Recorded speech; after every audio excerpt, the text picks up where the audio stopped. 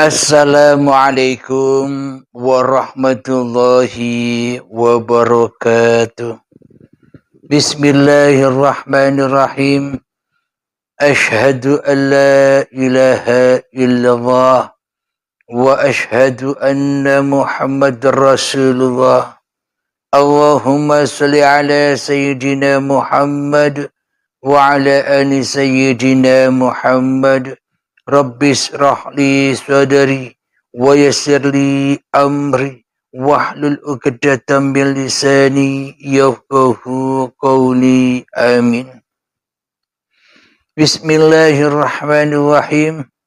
Salam hormatku, salam ta'zimku, salam kasih dan sayangku kepada para sahabat-sahabatku, jamaah uripi Allah dimanapun Anda berada, baik yang ada di dalam ataupun yang ada di luar negeri. Semoga saya dan kita semua senantiasa selalu di dalam syafaat Allah Subhanahu wa ta'ala. Amin ya rabbal alamin. Sebelum kita awali kajian di subuh yang indah ini, marilah kita kemahkan bersama-sama di dalam nyawa, di dalam jiwa, di dalam hati, di dalam ruh, dan di dalam kehidupan ini dengan kalimat-kalimat thayyibah. Subhanallah walhamdulillah wa la ilaha illallah wallahu akbar wa la hawla wa la quwwata illa billahil aliyil azim. Sadaqallahul azim. Di subuh yang indah ini, kajian akan kami beri judul Bukti bahwa Allah tak ada. Kenapa kami selalu membawakan tema atau membawakan judul yang serba kontradiktif, judul yang serba sangar atau yang serba ekstrim? Tujuan kami hanyalah supaya hati kita yang tertidur pulas, hati kita yang tertidur lama, supaya lekas-lekas bangun, supaya lekas-lekas sadar. Kita yang selama ini tidur dan selalu bermimpi-mimpi di dalam kehidupan manusia kita, agar segera hijrah, agar segera bangun kepada dan ke dalam kehidupan uripe Allah. Jika tidak dengan judul-judul yang ekstrim, maka kita tak akan pernah tergugah dan hanya mimpi-mimpi saja di dalam kehidupan dunia ini. Sesuai kalimah di dalam adzan subuh barusan, as-salatu khairum minan naum, as-salatu khairum minan naum. Salat itu lebih baik daripada tidur. Maknanya bagaimana ini? Salat yang bagaimana dan tidur yang bagaimana? Kalau kita kaji secara syariatnya, yakni ya kajiannya ya syariat, tidurnya badan, dan bangunnya badan. Kita belum sempat atau sampai menempuh atau menembus hati kita selama ini. Karena selama ini kita hanya berkaji dan kaji ala syariat saja. Padahal di dalam Al-Quran penuh syarat. Bukan syariat saja, tapi makna hakikatnya, makna hatinya. Karena iman Islam, karena kufur kafir itu adanya di hati, bukan di dohir. Meskipun baju dohir kita baju takwa seperti ini, akan tetapi bila yang nyata, yang wujud, yang hidup di dalam hatiku hanya Abdul Halimnya, apa gunanya pakaian agama ini? Tak ada imbasnya, malah menjadikan kita semakin syirik kafir hati kita kepada Allah. Bila yang jadi Tuhan di dalam hatiku hanyalah Abdul Halim, maka inilah yang dimaksud tidur. Abdul Halimnya tidur, mimpi jadi Abdul Halim. Mimpi bertemu dengan angan-angannya. Mimpi bertemu dengan cita-citanya. Mimpi bertemu ilmu-ilmunya. Mimpi bertemu amal-amalnya. Mimpi bertemu dengan segala aktivitas-aktivitasnya di dalam kehidupan ini. Semuanya hanya mimpi saja. Itulah bukti bahwa sebenarnya Allah tak ada bagi Abdul Halimnya. Selama Abdul Halimnya masih ada. Selama Abdul Halimnya masih berperan. Selama Abdul Halimnya masih wujud. Selama Abdul Halimnya masih hidup. Dan selama Abdul Halimnya memegang peranan penting dan kekuasaan di dalam kehidupan ini, maka itulah bukti bahwa Allah tak ada. Sebab apa? Sebab selama ini hanya mitos saja. Hanya cerita dongeng saja bahwa Allah ada. Toh nyatanya di dalam hatiku Abdul Halim, Allahnya tak ada. Toh nyatanya di dalam hatiku Abdul Halim, Allahnya goib. Toh nyatanya di dalam hatiku Abdul Halim, Allahnya rawujud. Toh nyatanya di dalam hatiku Abdul Halim, Allahnya tak punya kuasa apapun atas semua yang ku kerjakan. Allah tak punya kuasa di dalam hidupku. Allah tak punya kuasa di dalam pergerakan-pergerakan badanku. Allah tak punya kekuasaan dengan ilmu-ilmuku. Allah tak punya kekuasaan di dalam amal-amalku. Inilah tanda bukti bahwa sebenarnya selama ini Allah tak ada bagi Abdul Halimnya.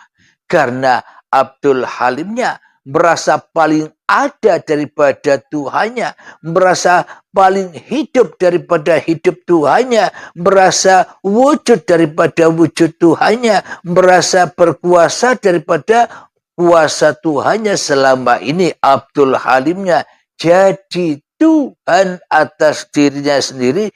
Inilah bukti bahwa Abdul Halim dan bukti bahwa kepada seluruh manusia selama ini ternyata Allahnya tidak ada. Buktinya Allah tidak ada. Yang ada hanyalah diri kita sendiri selama ini. Nyata bukan kalau Allah tidak ada? Terbukti bukan bila Allah itu tidak ada, tidak wujud, tidak hidup, tidak punya kuasa. Jangankan punya kuasa, hidup saja tidak punya Allah. Jangankan berkuasa atas makhluknya, Allahnya saja goib, tidak ada. Bagaimana mungkin yang tak ada menguasai yang ada? Bagaimana mungkin yang goib menguasai yang wujud? Semua itu kan bertolak belakang. Kita selama ini mengaku memeluk suatu agama, memeluk suatu agama yang selalu mengesahkan Allah. Agama apapun kita, nama apapun agama kita, bila di dalam hati kita, diri kita masih ada daripada Tuhan, ya semuanya itu tanda bukti bahwa kita belum bertuhan. Karena Tuhannya tidak ada, yang ada hanyalah diri kita sendiri selama ini. Itulah bukti yang sangat amat nyatanya pada seluruh manusia bahwa Allah tidak ada bagi manusia. Bila manusianya masih ada, bagaimana mungkin Allah ada? Bila manusianya masih wujud di dalam hatinya, bagaimana mungkin Allah wujud? Tentu Allah gaib. Bila masih ada diri kemanusiaannya di dalam hatinya, bagaimana mungkin Allah bisa nyata bagi manusia? Jadi yang nyata bagi Allah itu ya Allah sendiri. Yang hidup bagi Allah itu ya Allah sendiri.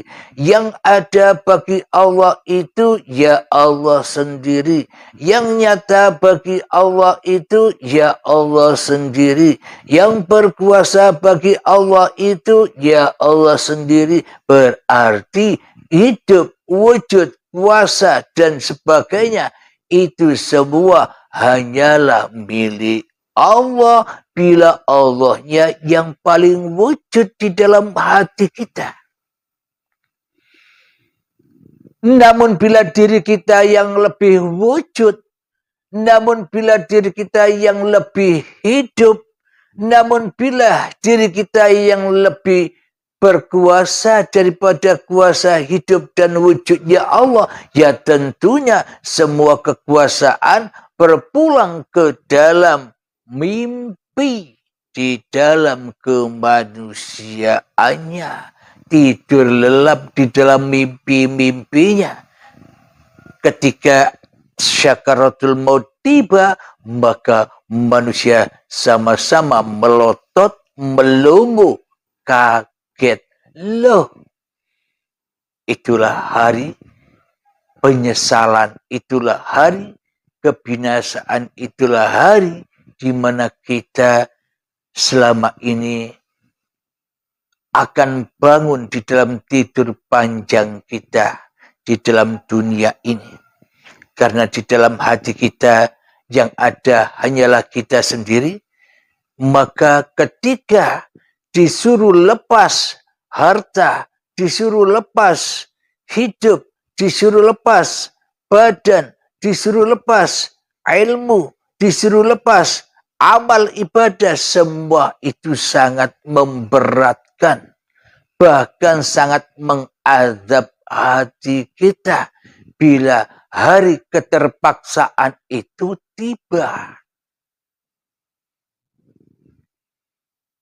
Yakni baiatul akbar, baiatul paksa, baiat di mana manusia dipaksa pulang dengan azab yang pedih karena kebanyakan tidur. Maka dibangunkanlah dengan siksa dan paksa, dengan azab yang pedih. Maknanya siksa, paksa, azab yang pedih itu apa? Selama ini kan kita berbajukan hidup yang bukan hidup kita. Selama ini kan kita berbajukan badan yang bukan milik kita. Selama ini kan kita berbajukan ilmu yang bukan milik kita. Selama ini kan kita berbajukan amal yang sebenarnya bukan amal kita. Selama ini kan kita berbajukan kekayaan yang mana kekayaan sesungguhnya bukan milik kita. Selama ini kan kita berbajukan keberhasilan atas semua cita-cita yang kita harapkan. Padahal semua itu bukan milik kita. Itulah yang merasa berat dan yang merasa terazab, sakit. Karena kita sudah memegang erat baju-baju yang bukan milik kita. Sehingga kita diazab, Jangankan saat syakaratul maut, ketika saat ini pun bila yang terjadi di dalam diri kita tidak sesuai dengan apa yang kita cita-citakan, maka kita akan terbakar, kita akan marah, kita akan kecewa, kita akan merana, sengsara, dan sebagainya. Alhamdulillahirabbil alamin. Semua itu kenapa? Karena Allah-nya tak ada. Itulah bukti kesengsaraan manusia. Ketika Allah tidak adakan, Allah digoibkan, ya sengsaralah hidup manusia tanpa Tuhan. Alhamdulillahirabbil alamin. Sebelum kita lanjutkan bersama, marilah kita menuju ke dalam diri, menebus lorong pintu 7 langit dan menebus lorong pintu 7 bumi untuk mi'raj ke Sidratul Muntaha, untuk mi'raj kepada Arsyil Azim, untuk mi'raj kepada Allah. Bismillahirrahmanirrahim. Mengheningkan cipta, mulai, silahkan.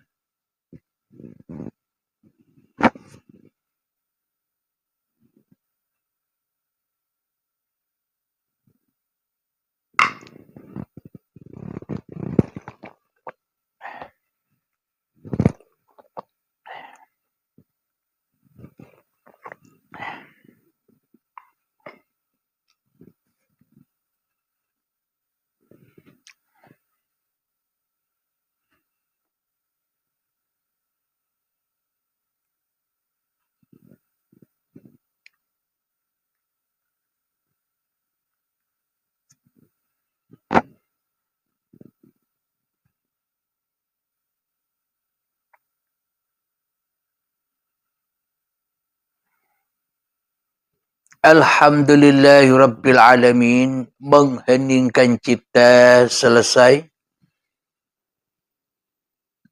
Jadi siapakah yang bisa mengheningkan cipta? Ketika manusianya sudah lenyap, ketika manusianya sudah gaib, ketika manusianya sudah tak wujud lagi di dalam hatinya, karena hati, roh, nyawa, jiwa, dan kehidupan ini hanyalah milik Inna salati wa nusuki wa mahyaya wa mamati lillahi rabbil alamin. Sesungguhnya solat dan sesungguhnya ibadah-ibadahku, bahkan hidup dan matiku hanyalah milik Rabbul Alamin.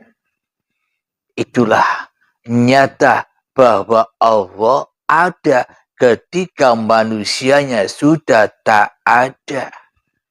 Namun bila manusianya masih ada di dalam hatinya, maka Allah pasti tidak ada. Allah pasti gaib. Berarti bila yang nyata, yang wujud, yang hidup, yang berkuasa di dalam hati kita masih manusianya, berarti itulah tanda-tanda kita selama ini tersesat jalannya di dalam kehidupan Siratul Mustaqim ini. Tersesat jatuh ke lembah neraka. Tersesat jatuh kumpul dengan iblis dan setan. Maka dari itu teradablah manusia di dalam hatinya dan di luar hatinya terhadap apa-apa yang dihadapinya. Terhadap masalah-masalah apapun yang dihadapinya, manusia terbakar dan teradab di dalam kehidupan ini. Hidup penuh dengan kesusahan, hidup penuh dengan penderitaan, hidup penuh dengan kekurangan, hidup penuh dengan gejolak hawa nafsu. Kenapa? Itulah tanda tersesatnya hati kita selama ini. Karena kita menyangka, karena kita merasa yang paling wujud daripada wujudnya Tuhan. Lalu Tuhan Sang Pencipta yang menciptakan kita semua, apakah Tuhan atau apakah Allah mampu memberi petunjuk iman kepada seluruh manusia? Sedangkan praktek di dalam kehidupan ini banyak manusia yang tersesat jalannya dari jalan Tuhannya. Logikanya selama ini kan seluruh manusia, bila dikatakan manusia berarti yang ada, yang wujud, yang hidup di dalam hatinya kan manusia. Berarti seluruh manusia selama ini tersesat jalannya karena masih ada manusianya. Karena masih wujud manusianya di dalam hatinya daripada wujud Tuhannya. Apakah Allah tidak bisa menjadikan manusia beriman? Ya bisa. Seluruh manusia itu kan datang dan pergi. Seluruh manusia itu kan dihidupkan dan dimatikan. Seluruh manusia itu kan didatangkan dan dipulangkan. Seluruhnya nanti ya ketemu jalan pulang, meskipun dengan keterpaksaan, meskipun dengan kesakitan, meskipun dengan penderitaan di dalam pengembaliannya. Jadi di dunia ini tanda-tanda orang yang tersesat dan tanda-tanda orang yang selamat itu yang bagaimana?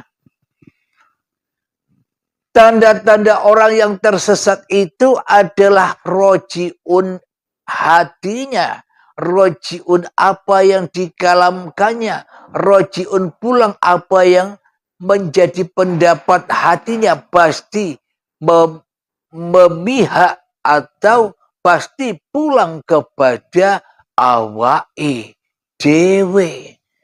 Ilmu, amal, kekayaan, kebanggaan, kemuliaan pulang kepada awake dewe.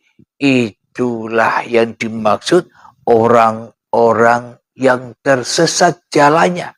Meskipun pakaiannya baju agama, tapi bila di dalam hatinya kita masih merasa lebih ada daripada yang ada, kita masih merasa hidup daripada hidupnya Allah, kita masih merasa nyata kedirian manusia kita dibanding Allah, yaitulah manusia yang tersesat. Ya sama, saya pun juga begitu. Bila Abdul Halimnya yang nyata di dalam hatiku, Abdul Halimnya yang hidup di dalam hatiku, ya sama-sama tersesatnya kita semua. Wahai anak cucu setan, berbangkitlah kembali kepada anak cucu Adam. Akuilah keadamanmu, akuilah Bapa Adamu.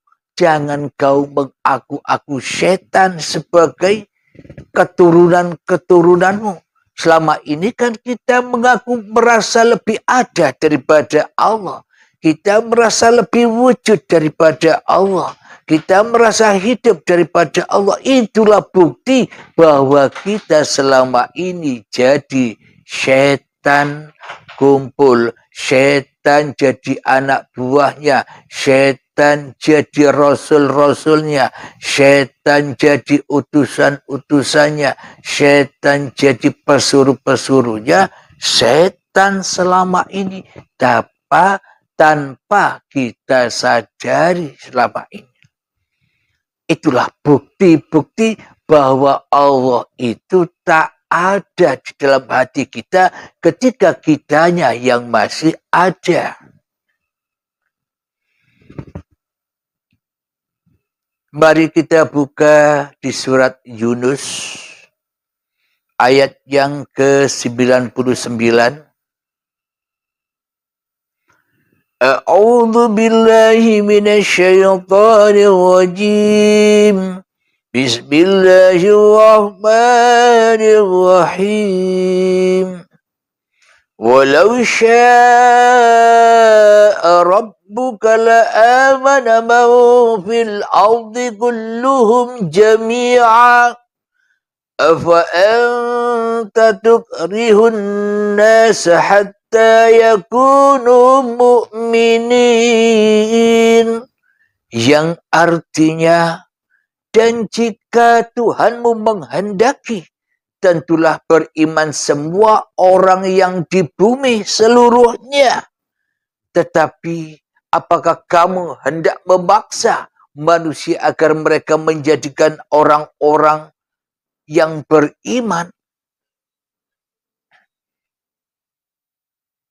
Jadi Allah mampu mengembalikan seluruh manusia, menjadikan iman seluruh manusia kepada Allah. Tapi ya nanti terwujudnya ketika kita sudah pulang, nyatalah hanya Allah yang benar, bukan kita yang benar.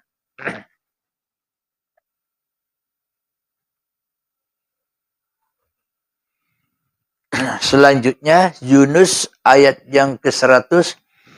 Wa ma kana li nafsin an tu'mina illa bi'iznillah wa yaj'alur rijsa 'alal ladzina la ya'qilun.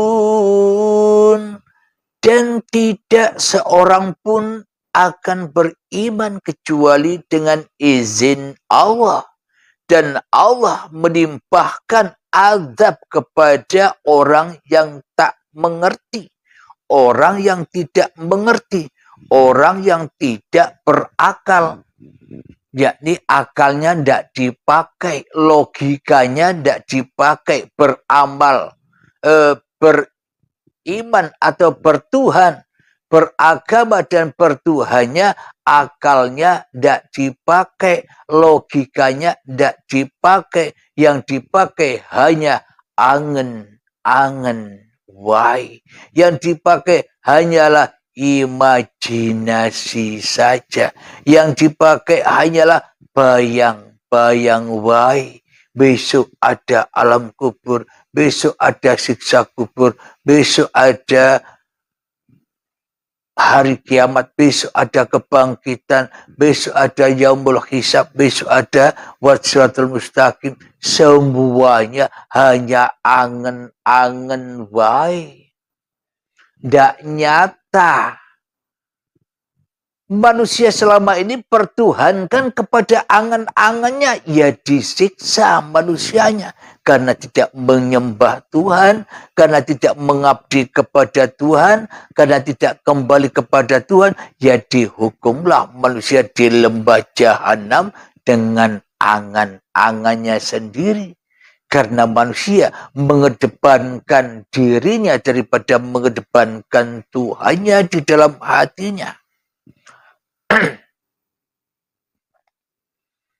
Karena manusia selama ini menjadi pemimpin-pemimpin dunia dan menjadi pemimpin-pemimpin dirinya sendiri di dalam hatinya, maka tersesatlah manusia. Kapan manusia bisa kembali kepada Allah? Ya nunggu baiatul akbar dengan izin Allah. Dengan izin Allah berarti yang mengizini Allah apa manusia.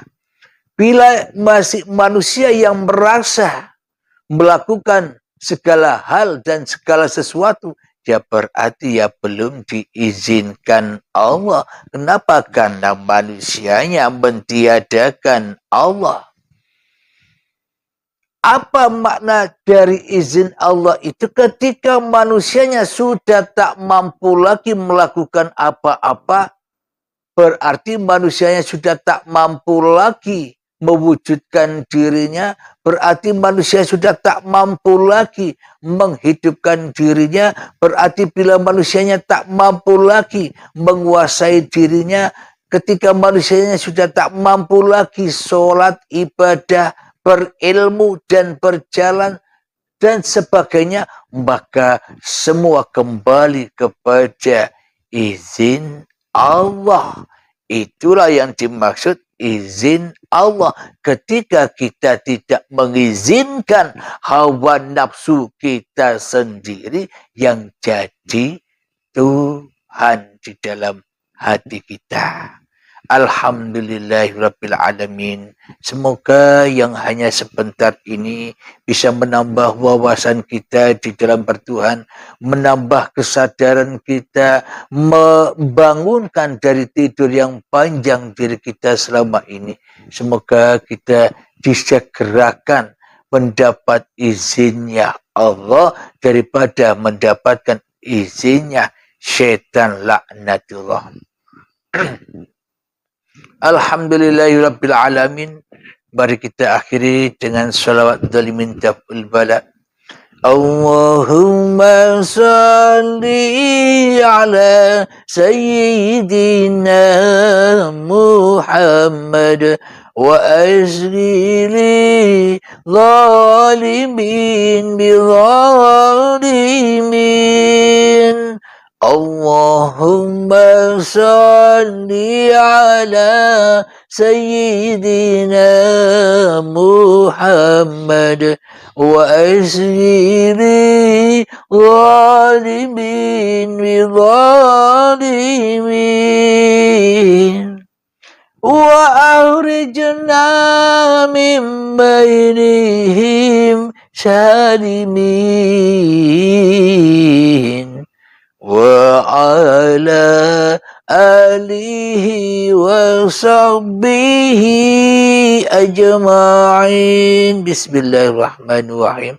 Allahumma ya qadiyal hajat, Allahumma ya mujibad da'awat, Allahumma ya rafi'ad darajat, Allahumma ya muhillal muskilat, Allahumma ya syafiyal amrad, Allahumma ya kafiyal muhimmat, Allahumma ya dafi'al bariyat. اللهم اختم لنا بالإيمان اللهم اختم لنا بالإسلام بجاه سيد المرسلين ربنا آتنا في الدنيا حسنة وفي الآخرة حسنة وقنا عذاب النار وصلى الله على سيدنا محمد وعلى آله وصحبه وسلم والحمد لله رب العالمين.